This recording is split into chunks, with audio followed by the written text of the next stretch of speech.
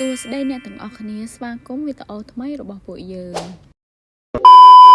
អូនរីក៏ចូលចិត្តលេងបណ្ដាប់ក្មេងលេងមែនតាហើយរៀនចុចព្យ៉ាណូតូចៗនិងស្វែងយល់ពីអ្វីថ្មីជារៀងរាល់ថ្ងៃការដែលមើលអូនលេងដោយសប្បាយរីករាយអញ្ចឹងធ្វើឲ្យខ្ញុំមានអារម្មណ៍ថាភាពហត់នឿយទាំងអស់គឺមានតម្លៃខ្លាំងមែនតាពេលខ្លះខ្ញុំតែងតែនាំគាត់ចេញទៅលេងនៅខាងក្រៅដើម្បីឲ្យគាត់បានទទួលនៅបរិយាកាសថ្មី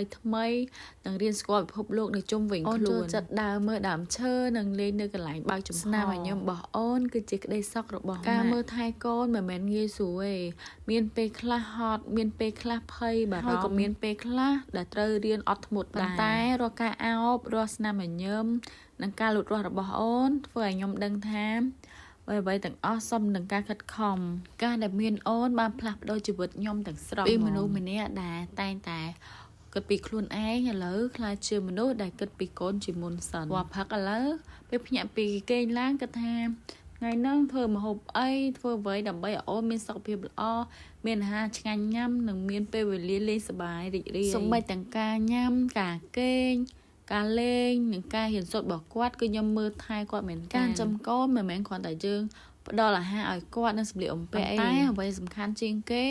គឺការផ្ដល់ក្តីស្រឡាញ់ភាពកក់ក្ដៅនិងការបង្រៀនឲ្យគាត់ចេះគោរពអ្នកដទៃខ្ញុំជឿថាកូនមិនចាំបាច់លេងរបស់លេងថ្លៃៗទេ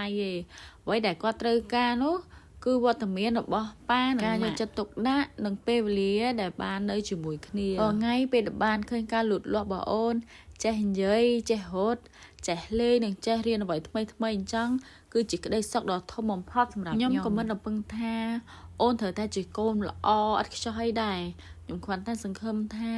អូនធំឡើងមានសុខភាពល្អចិត្តល្អចេះគោរពអ្នកដទៃនិងដឹងគុណចំពោះអ្នកដែលស្រឡាញ់អូនទៅបានមិនថាខ្ញុំមិនថាប៉ាគឺតែងតែចំណាយពេលវេលាជាមួយអូនរហូតឲ្យតែពេលទៅការដែលបានអង្គុយញ៉ាំជុំគ្នាអញ្ចឹងទោះបីជាសាមញ្ញក៏ដោយប៉ុន្តែវាជាពេលវេលាដ៏ល្អមួយសម្រាប់ធ្វើវីដេអូនេះមានតែប៉ុណ្្នឹងទេសូមអរគុណអ្នកទាំងអស់គ្នាដែលបានចំណាយពេលទស្សនាវីដេអូរបស់យើងកុំភ្លេចចុច Subscribe Channel មួយផងបាយបាយ